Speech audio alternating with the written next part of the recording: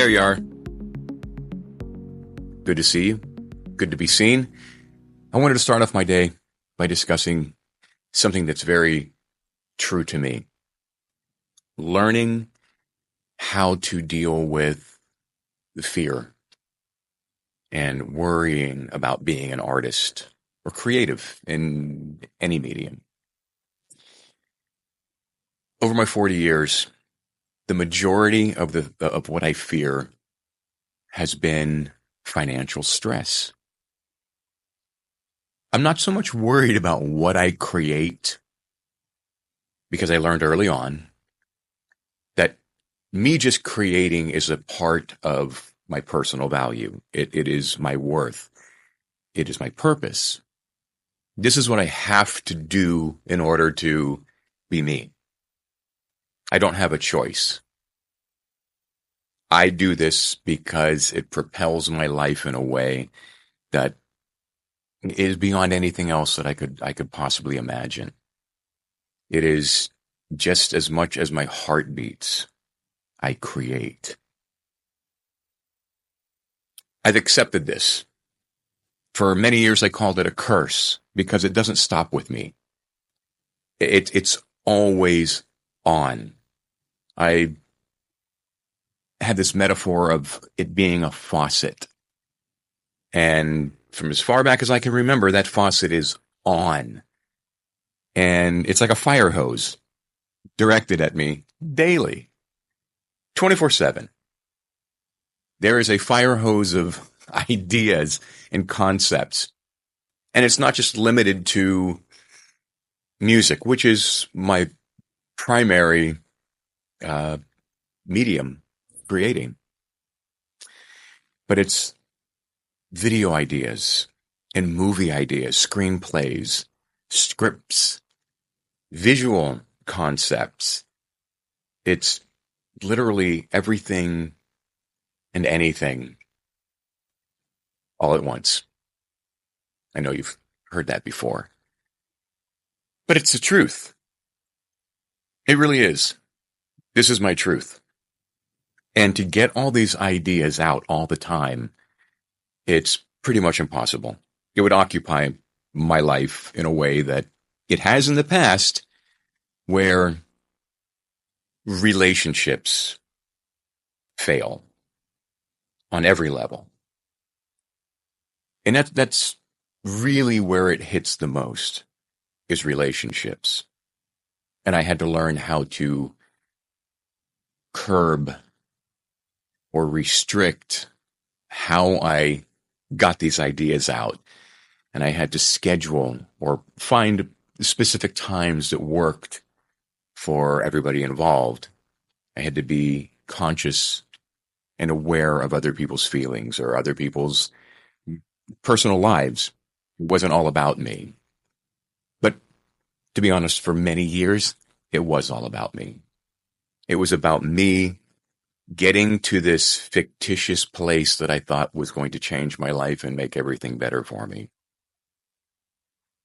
And then I realized that just being creative, just as much as I'm sitting here now and speaking to you, this is all I had to do, was just be creative, and that made my life better.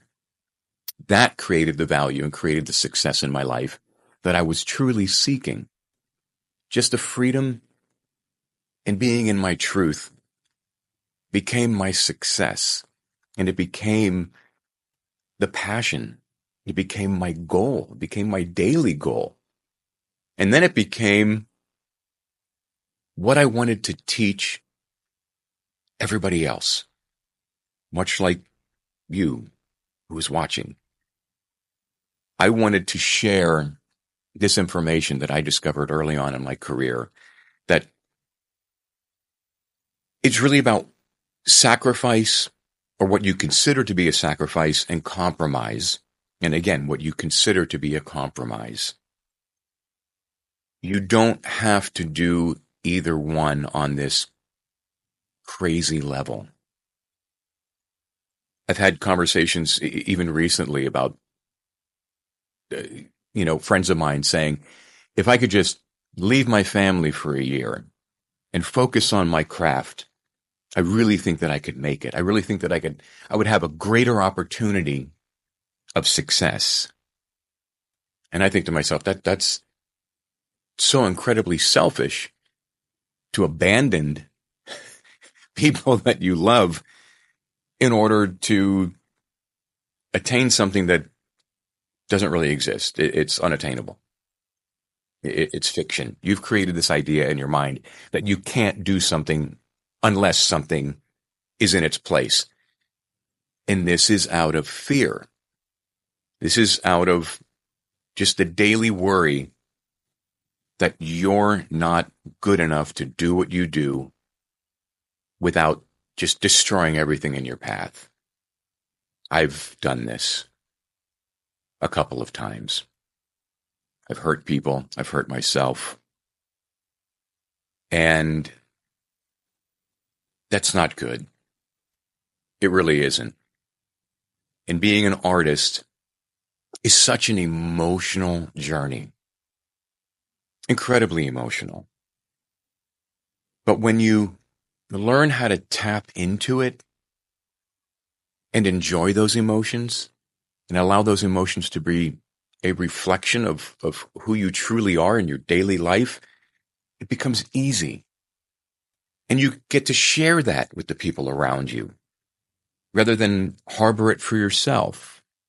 Because when you start to share what you love about you and about your life, other people relate to that. Other people get to resonate with that. And it makes their life better. It makes your relationship better. It makes your communication better. Because you're living in truth. You're living authentically. And people respect that. It takes a lot to get there. It really does. But it primarily just takes awareness. Being aware of where you're at in your creative journey. It's not about the quality that you think you have to achieve at any given point in time. Your job is just to get it out. There are artists out there that I guarantee you, if you saw what they did, you'd go, this is elementary shit. There's a 50-year-old person drawing like a kindergartner and making $200,000 a painting. But it's not childish. It's somebody being true to who they are and sharing that with the world unapologetically. This is who I am, like it or not. I believe in what I'm doing, and if you don't believe in what I'm doing, that's totally cool. But this is my path. This is my journey. This is who I am. And I'm just not going to change because you don't like it. And I'm not going to listen to your judgment of the value or the worth that you think it holds. I know what it holds. So when I create, I'm not creating for anybody else except me. Now, there are times in my life, I'd say a large portion of my life, I've created for purpose. And that is whether I'm getting a commercial or whether I'm writing for an artist or been hired to do what I do. And that is for purpose. But I find a way to still create in purpose for myself in all of these opportunities. But this is what keeps me alive and keeps me sustainably successful, is learning how to apply just me into anything that I do. So the money doesn't persuade me to be anything else than I am. The idea or concept of greater success doesn't influence my creative process. I'm always creating for whoever hires me. or for whatever I want to create. And I am of service. I'm always of service. Even when I'm creating for myself, I'm still being in service to the muse. I consider myself to be a delivery system. I'm delivered something, it's my job to get it out. It's not my job to stop it or influence it in any way. It's my job to get it out as fast as I possibly can without letting my mind get in the way. Because once my mind gets in the way, it's screwed, kind of done, because I've lost my connection to the divine. I've lost my connection to that pure path, the least resistance I will ever experience. And that is my daily goal, is to find time. And I don't need a lot of time. So I don't need to jeopardize my life or my lifestyle or my family, my relationships, my friends. I know that as long as I can find time to be true in my creative expression, I'm okay. And I kid you not, I have this crazy ritual where I wake up at 3:30 in the morning with ideas. And they come from dreams. I'll wake up with an idea, with a melody, with a lyric, and I hear the entire thing finished. This is also what is interesting about the way I create, is I don't just get a little snippet of something. I hear the entire thing fleshed out in my head. I always have. And I don't know if that's as a result of being brought up on the radio or sitting there intently listening to records and being so fixated on every little detail, trying to understand it and wrap my head around why that exists, why they chose those notes, why the chord changes go in here to that. What was the arrangement? What was their thought behind that? And then it came to me that somebody is hearing this thing completed. They're hearing it from the beginning to the end in its entirety, and they're basically just moving it along and directing it in that fashion. So when I developed this skill, if you will, that's when I realized that this is how I create and what I want to do with the rest of my life. I'm going to bring these little snippets, these little concepts, ideas that pop into me. I need to get them out unadulterated, uninfluenced by externals or anything else, as pure as I can. And when they stop, I don't let my mind tell me, oh, you know what you could do? You could go here, you could go there. And if we did this, as soon as that starts to happen in my head, I stop right where it's at and I put it away. I really do. I learned this from somebody that I respect on such a high level, and I call him a friend. He shared with me that he made a record where he got this old Wurlitzer electric piano from one of his teachers that taught him pretty much everything that he wanted to know about music and really helped him create a future for himself and a career. And he has established himself as one of the greatest woodwind players of our times. He brought this Wurlitzer back home. And he told me that nightly, at this period that he was in, it would call to him. And he would get up and he would go and play these chords, flesh them out. And he's not a piano player by any means. And he said, I would just stab at it until I heard what it was telling me. And then as soon as it would stop, I would stop. And at the end, he had 12 of these little pieces of music Some were only 45 seconds. Some were a minute and 12 seconds. Some were in a minute and a half. But he said he just stopped. As soon as the muse stopped singing to him, he stopped and just let it be what it was. No idea of what it was going to be, and no intention really of ever going back to it. He just felt he needed to get it out. But then nightly, it would call him back, and he would hear melodies over it and specific instruments that he would play. And he said, and some of the time, this would never be his first choice of instrument.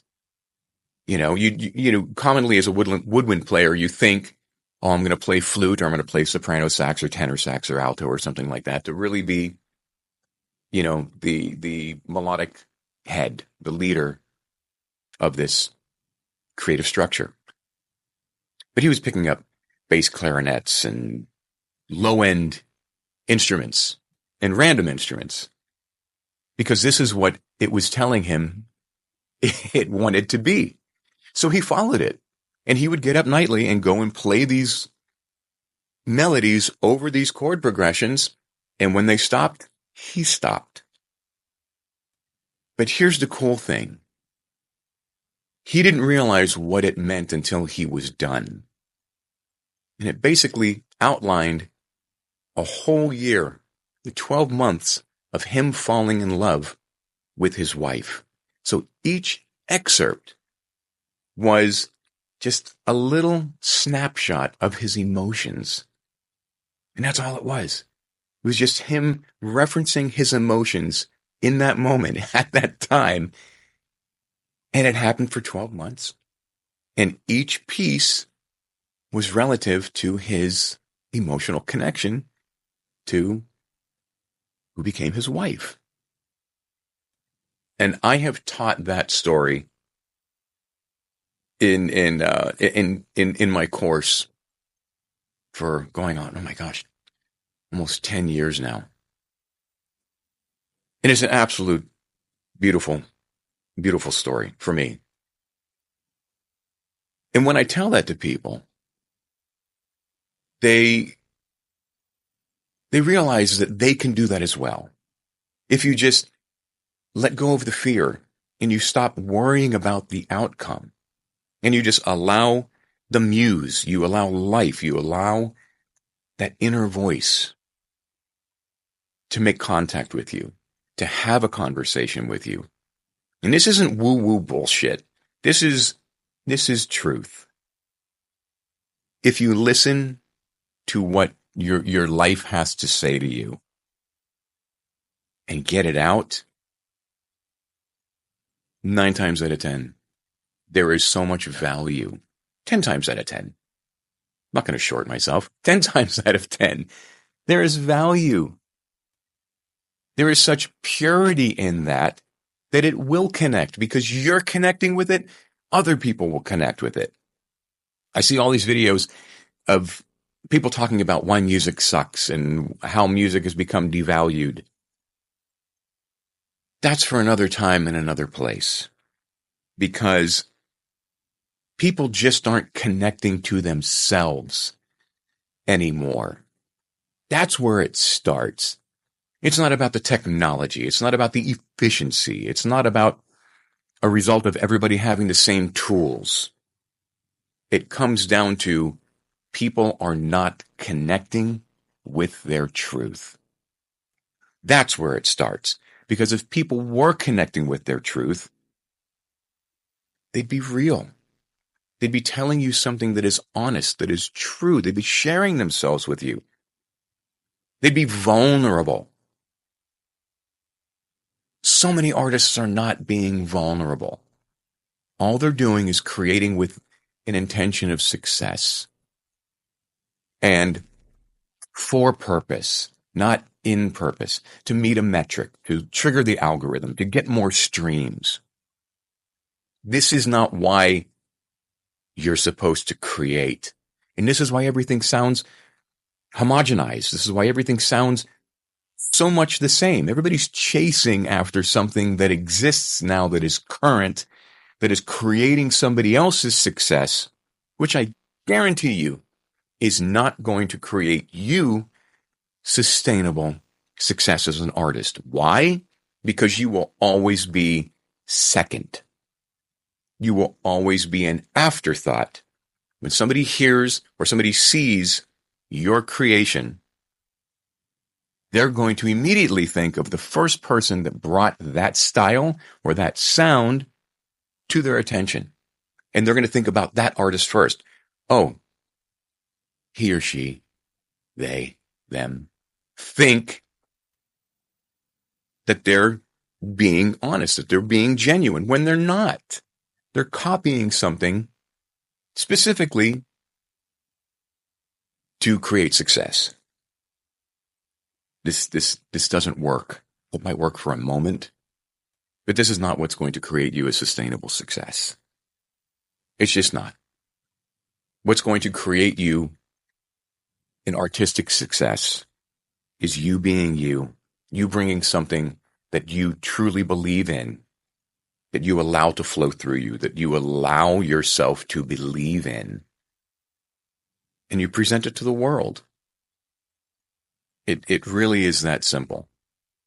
Take for instance, I was working with an artist, and this is something that I do with every artist that I work with that's musical. When I'm producing a record, I go through all the lyrics because in my world, the lyrics are the most valuable thing that you can offer to a listener. Next to the melody, obviously. So I will go through all of their lyrics with them and I will ask them, let's have a conversation. Read me your lyrics as if we're sitting here having a conversation. Can we have a conversation? Are you telling me a story? Are you giving me something of yourself that I can relate to? And we'll go through it line by line because every line is just as valuable as the next or the last. And this also dictates the dynamic and the instrumentation and the arrangement that is going to support that lyric. This is really what creates the sonic foundation of a song, as far as I'm concerned. Knowing what the lyric and the value and the energy, the emotion that lyric holds within it. So this one particular artist, we got to a point and I said, I'm getting the feeling that you want to say something different. You're kind of just hitting the surface here. You haven't really peeled the onion. I feel that you want to go deeper, but you're just not. And their response just hit me like a brick. They said, if I say what I want to say, I'll cry. I went, no. That's how you know you've tapped into the root of who you are. That's how you know you're being genuine. That's how you know you're coming from a place of authenticity, because it is striking a chord with you. It is making you emotional. So how do you think you're going to affect somebody else when they listen to this? You're going to affect them emotionally. You're going to create a human connection. By the way, this is something that AI cannot do and probably never will. It cannot create a human emotional experience. But this is what we're supposed to do as artists. Create a human emotional experience. From me to you, from you back to me. This is just the value of being an artist, as far as I'm concerned. It's all about that relationship between me and the rest of the world. And when I give of myself purely, without limitation or without hesitation, I live better. I feel better. I express myself in a way that I commonly can't in any other way. I'm doing my best with this, but there is so much going on in my head right now of how I could be making this communication more complicated. But I like simple communication. I like simple words. I like to be direct. I don't like to complicate or confuse things. I save that for myself in my times of being creative. And then I let that go and I get back to the root of things and I just create. So this is where I am this morning. And I just wanted to throw this out at you. The fear that you're feeling and the worry that you have about being yourself as a creative, it's just there because the ego doesn't want to fail. The ego does not want to be seen as weak or unsuccessful. But this is just a false narrative you've created for yourself because your success is not external. It's just not. That comes later. Your success comes from you being you and creating how you truly feel you should be creating, and create whatever you imagine, whatever you hear, whatever you visualize. Create it. Get it out. And I guarantee you, you will feel something that just rushes through you because you're free. You're not questioning its value. You're not questioning, will it be marketable? The creation of art is not about marketability. It's about truth. And this is how I've chosen to live my life. And I just want to share this information with you because I know it is of value. I know that if you just adopt some of these concepts into your daily life, like just allowing yourself to create something just for you and not worrying about anybody else, and this becomes routine, this is how you develop your character and your voice and your style, your brand, your identity, and your name. Because once people realize there's a name and there's a person behind this beautiful creation, people will connect with you, and people will become fans of you, and people will support you, and people will be awaiting your next creation. This is how you create a sustainable, successful, artistic life. So go about your day. Be well, be brave, be you, and be unapologetically authentic. Be yourself. See you next time. Dandy Blend.